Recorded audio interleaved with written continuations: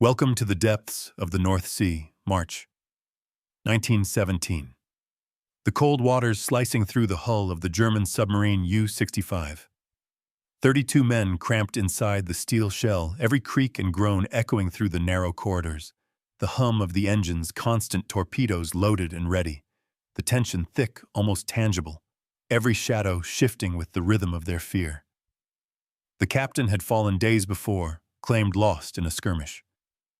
Officially dead, removed from the roster.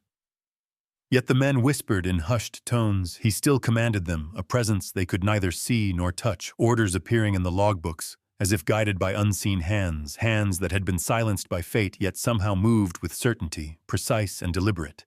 Every action executed perfectly, drills performed without a word, as though the will of the dead reached through the steel, asserting authority beyond the grave. One man paused at the periscope, eyes wide, convinced he heard a voice behind him, familiar, commanding. Impossible, a sound that did not belong to the living, yet carried the unmistakable cadence of the captain's tone, telling them to change course, to prepare for attack, to brace for the unknown. And the men obeyed, trembling, not daring to question, not daring to look away because the orders came with certainty. And the ship moved as if possessed, yet nothing supernatural was named, only the heavy, oppressive reality of what they were witnessing. Lights flickered in the control room, switches moving, instruments adjusting. Nothing in the routine could explain it. The crew looked at each other. Suspicion, disbelief, terror etched on every face, the air thick with unspoken fear. The murmur of commands weaving through the bulkheads, whispers carried by metal and sea alike. A voice claiming life beyond death, authority beyond reason, each man questioning his own mind, yet compelled to follow, compelled to act, compelled to survive.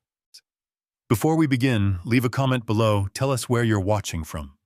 The exact moment your pulse first quickened, as this story reached your ears, because what you are about to witness defies expectation, challenges.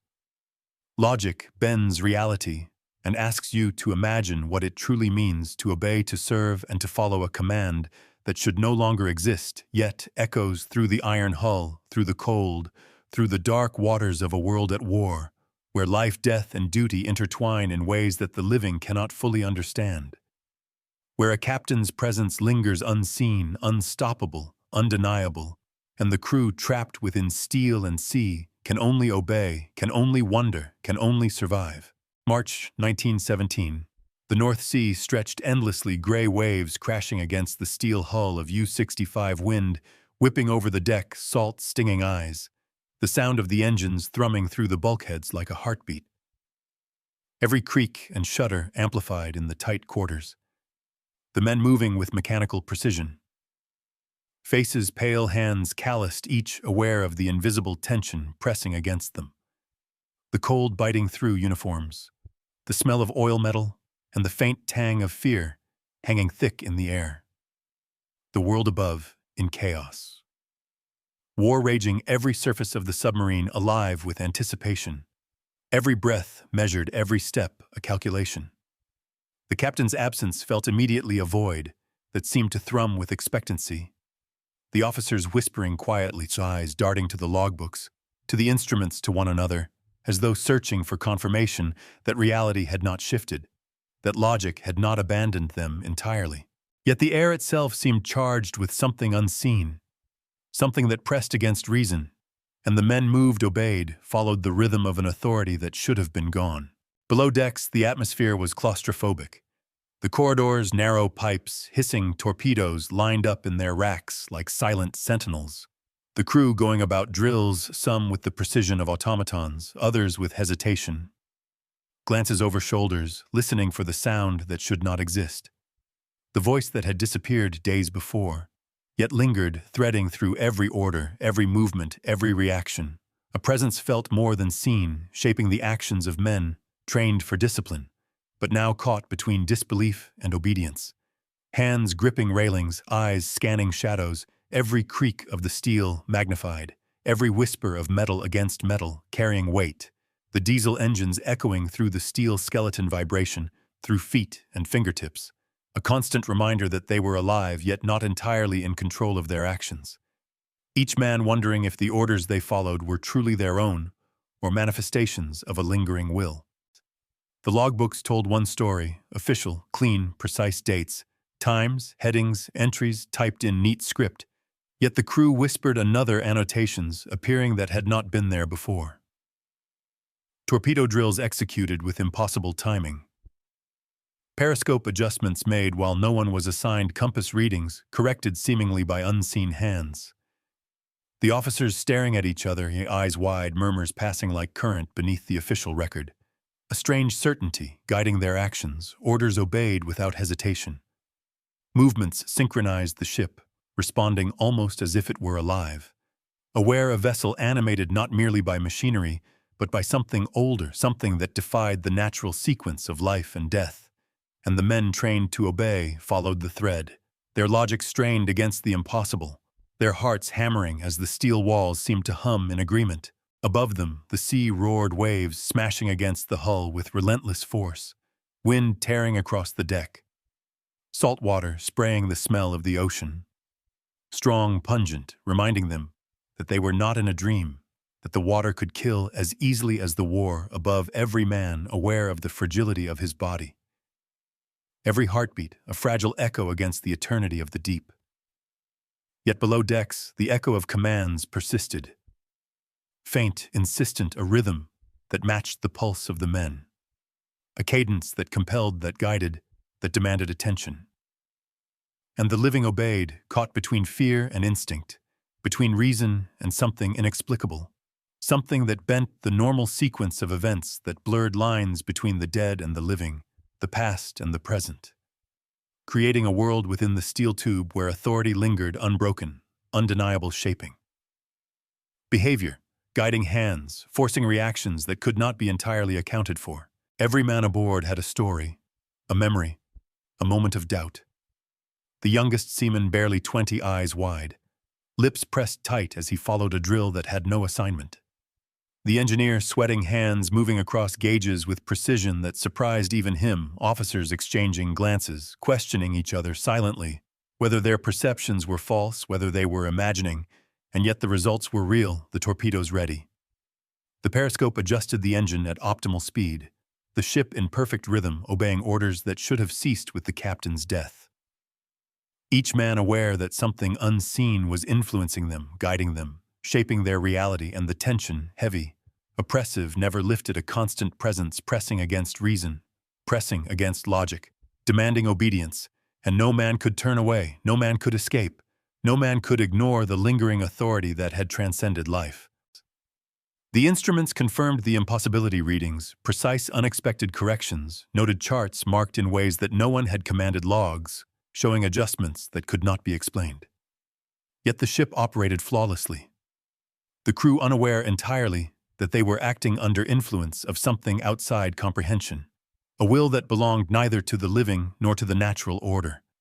And in the control room, men whispered of seeing shadows, of hearing commands that no human voice could have uttered, and each confession reinforced the next. A network of shared experience, collective uncertainty, the impossible made manifest in drills, in maneuvers, in obedience. The submarine itself, a conduit for what could not be seen but could not be denied, a vessel trapped between the world above and the abyss below, carrying men who followed a presence that had refused to die. As the hours passed, the sea remained relentless. Gray waves pounding, winds screaming across the deck. The diesel engines thrum constant, the steel creaking, and still the orders persisted, appearing obeyed. Guiding, shaping, compelling. Every man aboard, aware yet unable to resist, caught in a rhythm dictated by the unseen, and the legend of the captain's continued command grew with each passing minute. Every action aboard the U-65. A testament to a presence that should have been gone yet remained, asserting authority beyond death. Challenging every notion of control, obedience, and fear. A reality where life, duty, and command blurred into one, and the men trapped within the narrow steel hull could only follow, could only obey, could only survive, carried forward by something older, something powerful, something that refused to fade into memory. The North Sea, endless, gray, and unforgiving, wrapped the submarine in its cold embrace, yet within the steel hull the impossible persisted. Orders executed, movements, precise shadows, shifting whispers, echoing reality, bending logic, challenged, and the crew, 32 men, followed without question. The presence of their fallen captain, a palpable, undeniable force guiding them through darkness, through danger, through the abyss, a reminder that duty, authority, and fear could transcend life, and that within the confines of a steel submarine beneath the waves, the impossible could take form and the living would obey. Official records from the Imperial German Navy confirm that the U-65 departed Wilhelmshaven in early March, a steel predator slicing through the North Sea. A crew of 32 trained men, disciplined, alert, each aware that their lives were measured in hours, not days. The captain officially listed as deceased, lost in the previous skirmish, yet the logs meticulously kept tell an unusual story, entries noting torpedo drills carried out flawlessly, compass adjustments made without assignment, orders executed without explanation, the men acting with precision that defied the chain of command, the engines running at optimal output, the hull responding perfectly to maneuvers that had not been initiated by a living officer.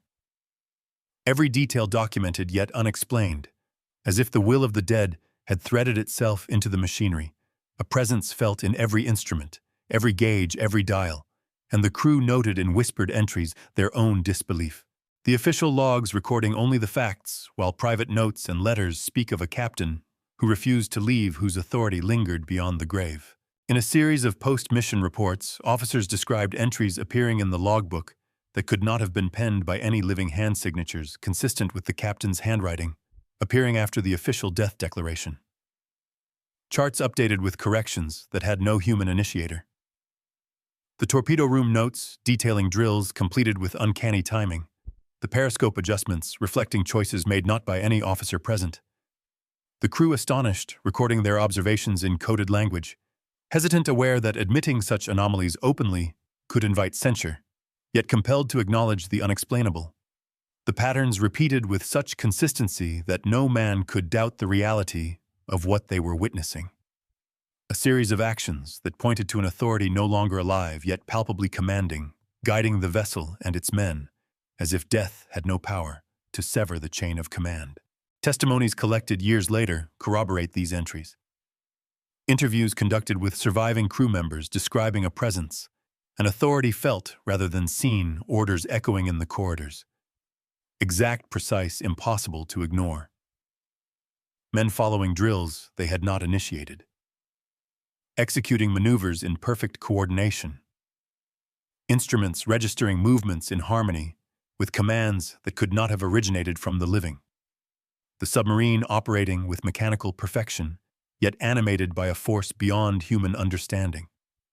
A singular disappearance of logic that left the men simultaneously in awe and terror, questioning their own minds, yet compelled to act, compelled to obey, compelled to survive the recordings and letters, emphasizing the weight of obedience to a command that should have ceased, yet persisted in ways both subtle and undeniable. Naval historians reviewing these reports noted the unusual patterns, annotations appearing in multiple logs cross-referenced with officer testimonies, showing consistency that defied coincidence.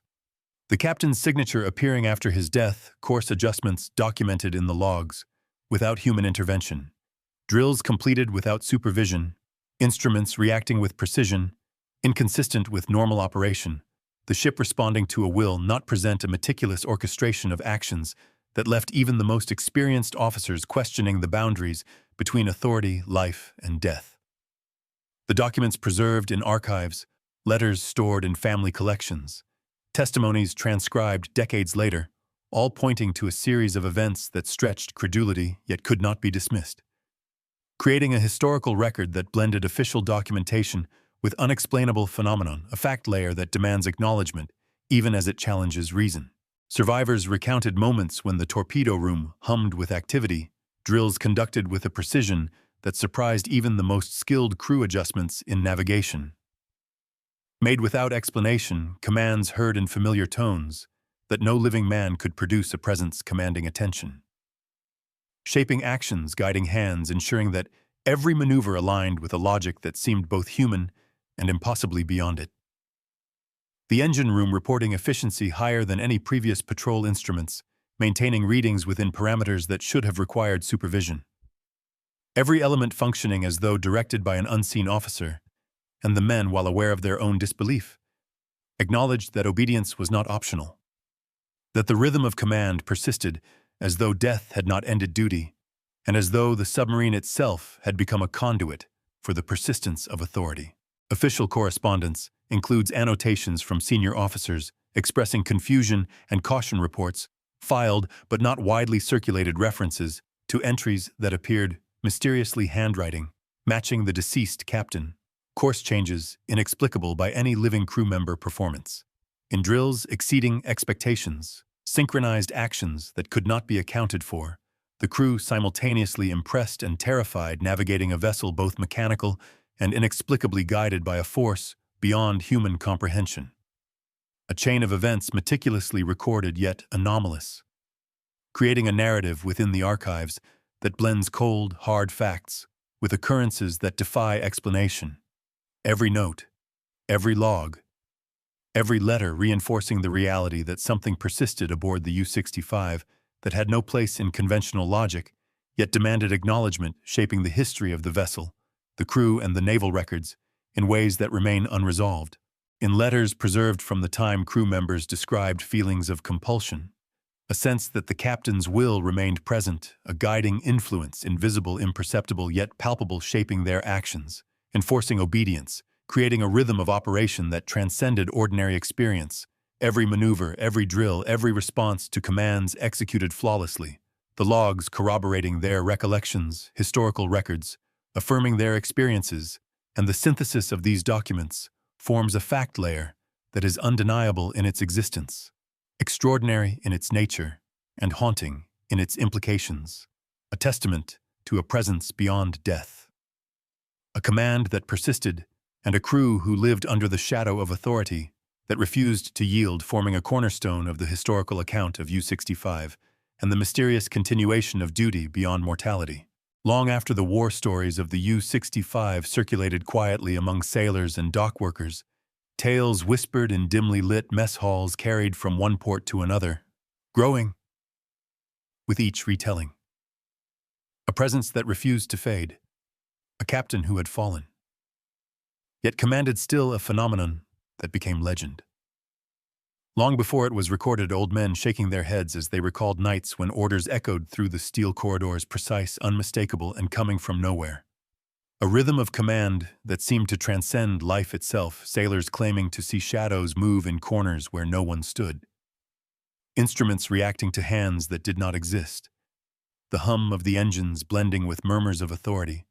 A force invisible yet undeniable shaping the vessel and its men guiding actions that should have been impossible. The folklore layer layering itself over the cold facts, adding texture, terror, and awe to the record. Superstitions among seamen spoke of captains whose duty persisted beyond death, spirits lingering aboard vessels invisible, yet commanding a belief that had existed for centuries, now manifesting aboard U-65 in ways that defied reason, sailors murmuring prayers under their breath, marking crosses on bulkheads, tapping the steel with tools for luck. Rituals meant to appease a presence that was neither friend nor foe, an authority whose intentions were unclear, but whose influence was palpable. Each order obeyed without question, the men caught between fear and instinct, acknowledging a force beyond comprehension, a continuity of duty that had no earthly explanation.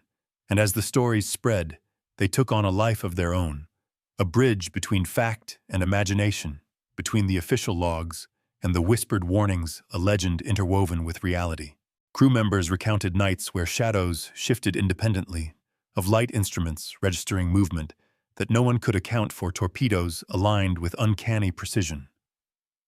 Periscopes adjusted without supervision. Yet every action was flawless, executed as if a living mind directed it. The men following, hearts hammering, convinced of a presence unseen, guiding them through drills and maneuvers that should have been impossible without an officer's hand. The cold logic of naval procedure colliding with the inexplicable, leaving them in awe and terror. Stories passed to new recruits, rituals copied without understanding, a folklore that became operational. A collective acknowledgement that some authority, some life force remained aboard, compelling obedience, shaping behavior, and embedding itself into the memory of all who served. Dockside tales describe the U-65's return from patrol officers, noting the precision of drills completed in the captain's absence, sailors speaking in hushed tones of hearing commands. In the dead of night, voices echoing through metal corridors, a cadence they recognized. Instructions issued from nowhere followed without hesitation, the living crew compelled to obey a force invisible. The whispers forming the earliest folklore, embellished with every telling. Shadow's elongated orders repeated a sense of inevitability, growing a narrative that painted the captain not merely as a man lost, but as an enduring presence, his authority persisting, bending the normal rules of life and death. A story that fascinated, terrified, and inspired awe, spreading across ports, becoming part of naval myth, an intangible layer that coexisted with the official record, impossible to separate, entirely inseparable from the vessel's identity. Stories reached the ears of families as well, letters carrying fragments of experiences, young sailors writing home of commands obeyed, despite the absence of the officer, of movements executed with perfection, without explanation, of whispers at night, of shadows passing where no one stood. The tales growing with each iteration, weaving fear, reverence, and wonder into the fabric of memory. A living folklore that connected men across oceans, across time.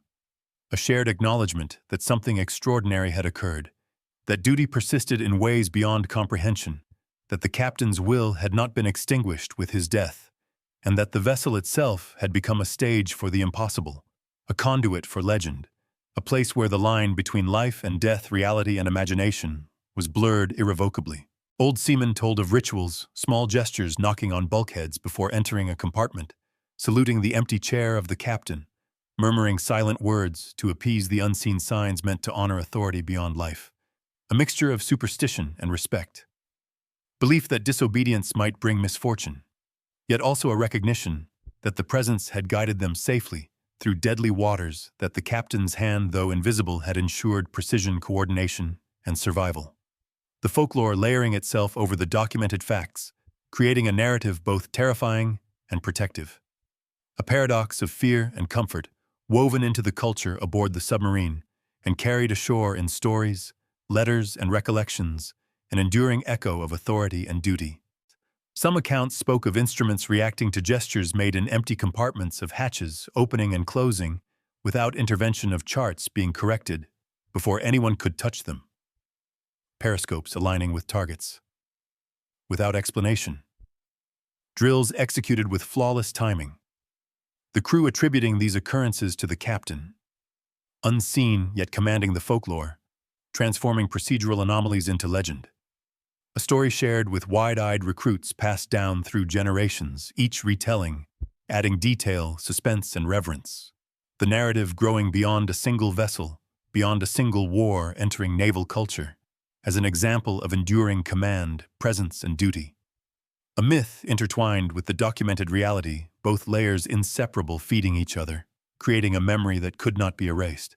The legend persisted in port towns, sailors at taverns, recounting the impossible, officers sharing notes and warnings, new crews listening, eyes wide, hands trembling, half in belief, half in fear, aware that the tales were as much cautionary as awe-inspiring, emphasizing obedience, respect, and vigilance, a folklore reinforced by experience and observation, each anecdote confirming the previous, creating a tapestry of legend, a sense of continuity, a narrative where the dead did not relinquish command, where authority persisted beyond mortality, where the vessel became a vessel of memory, of myth, of a presence that guided, instructed, and observed, shaping behavior in ways that were part fact, part story, part unexplainable.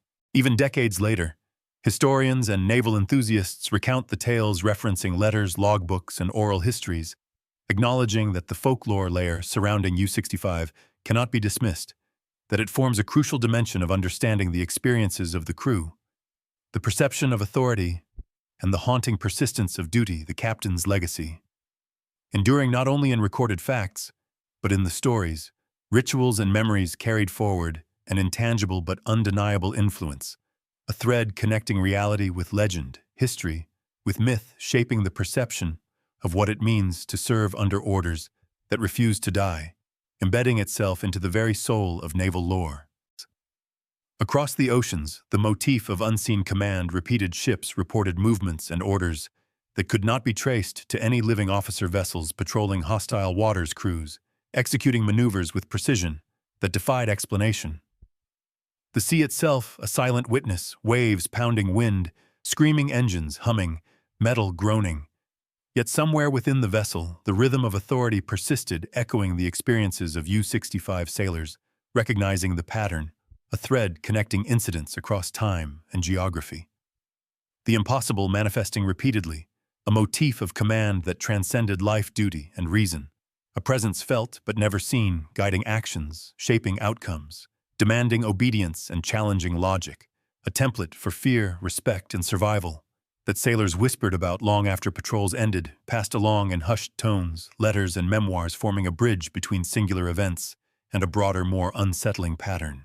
On patrols in the North Atlantic, reports emerged of submarines executing intricate maneuvers without apparent guidance, crews following orders that seemed to emanate from nowhere, instruments responding as though touched by invisible hands, periscopes adjusting with impossible precision. Drills completed flawlessly, all in the absence of commanding officers. A repetition that drew attention from historians and naval officers alike.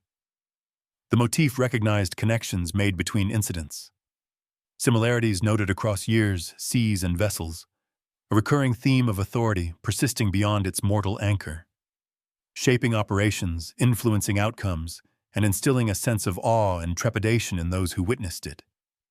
A narrative that could not be contained within a single ship or single war, the phenomenon stretching across the oceans, like an unseen network of influence, each instance reinforcing the last, forming a bridge between fact and legend, history and folklore. Veterans described returning to ports with stories of orders obeyed that could not have been issued. Movements executed without command, shadows glimpsed in empty corridors, whispers of familiar voices guiding action. A continuity of presence that defied explanation, yet structured, precise, compelling. The motif recurring in conversations, letters, and diaries. Officers noting the similarities in tactics, timing, and execution. A chain of extraordinary events that suggested a principle at work. A rule of authority that transcended conventional understanding. A rhythm of command repeated across vessels and crews, shaping behavior, reinforcing discipline but tinged with fear, awe, and uncertainty. A phenomenon that bridged isolated incidents into a coherent, if inexplicable, pattern linking U-65 to a broader maritime experience. Naval historians examining wartime logs and post-war testimonies identified parallels between U-65 and other submarines, patrol vessels, and surface ships, noting the recurring pattern of orders manifesting without clear origin, precise execution of maneuvers.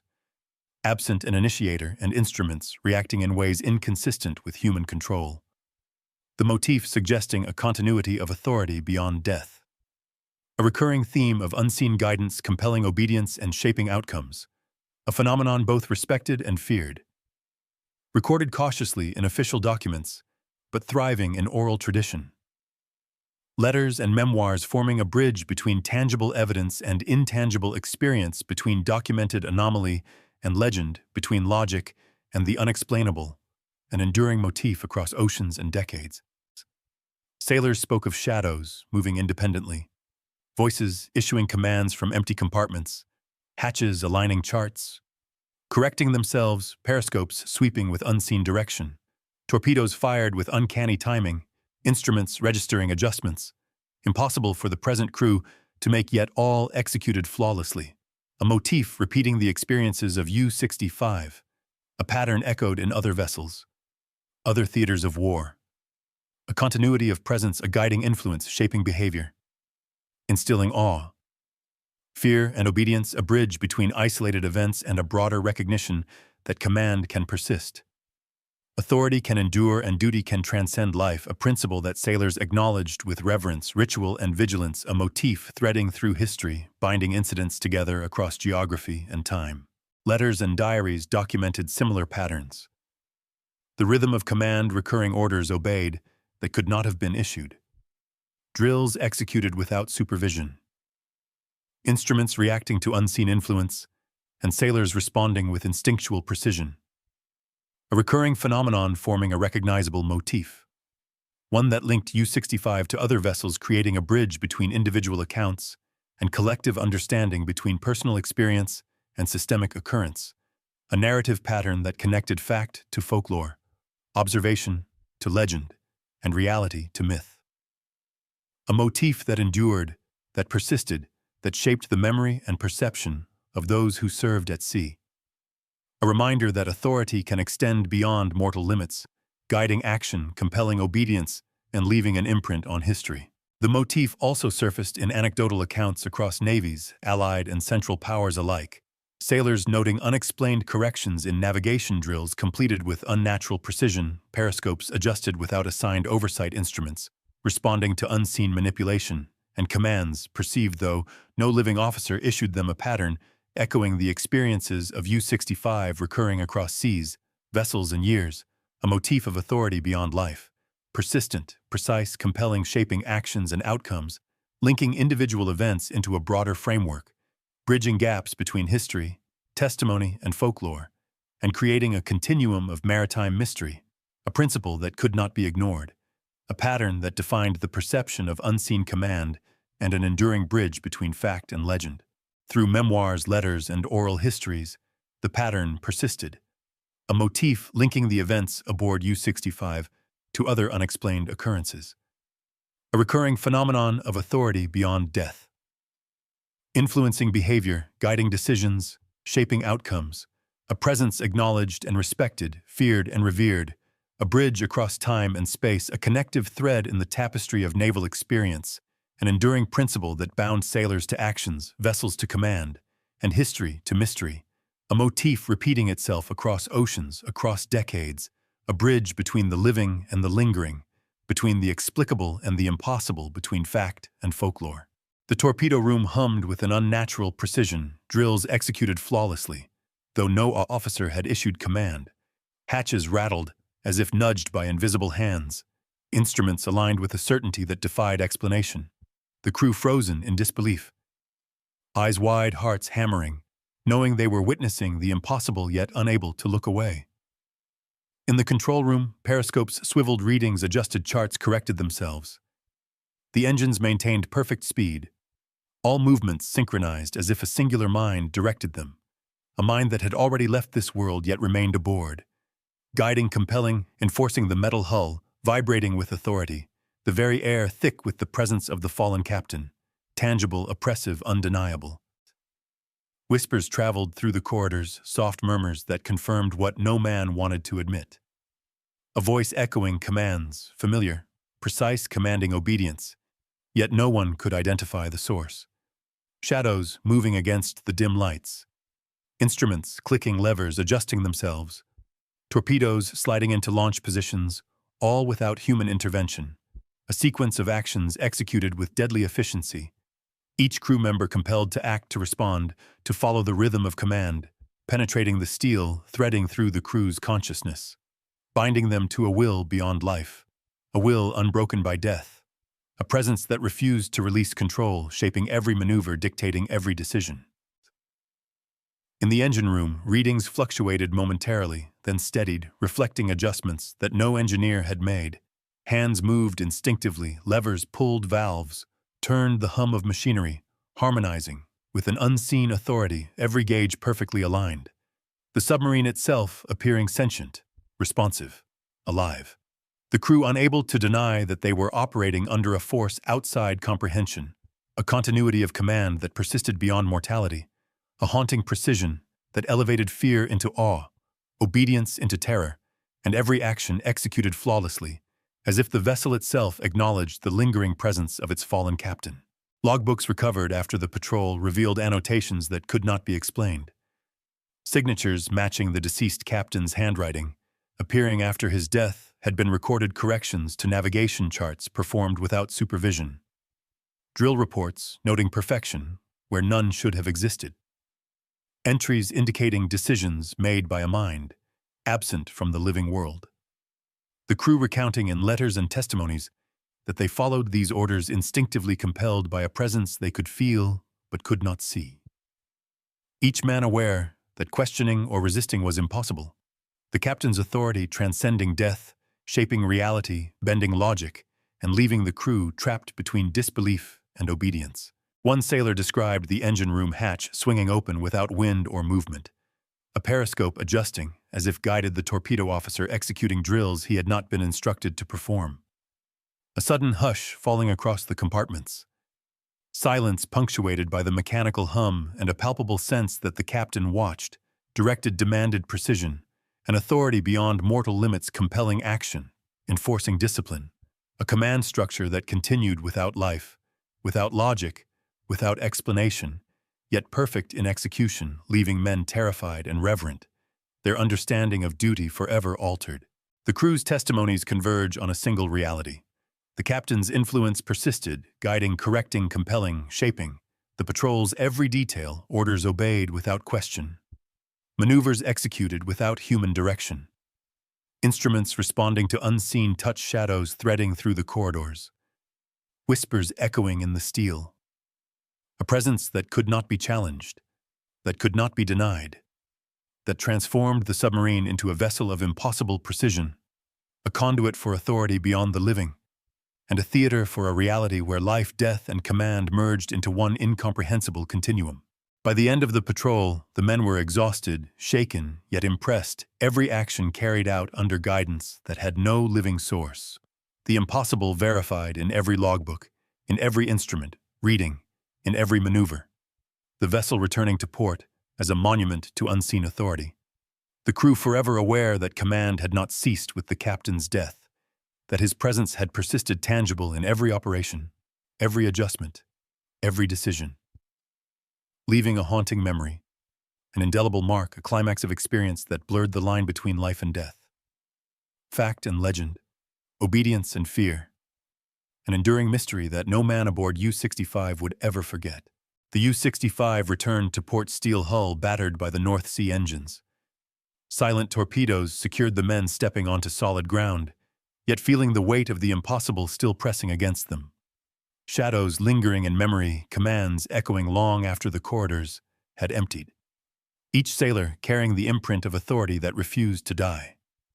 A presence that had guided them through darkness, danger, and disbelief, leaving questions that could not be answered, doubts that could not be resolved, and a story that would persist in whispers, letters, and memories, growing with every retelling, haunting those who had lived it and those who would hear of it.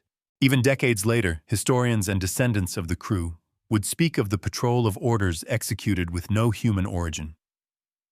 Logbooks marked by a hand that had vanished, periscopes aligning with precision beyond mortal instruction. Torpedoes fired without command, shadows moving where none should have been, whispers traveling through steel, a continuity of authority that defied reason, defied logic, and challenged the very understanding of duty, obedience, and mortality. A narrative at once factual and impossible, creating a memory that lingered like a pulse, steady and undeniable, a presence that could not be measured yet could be felt.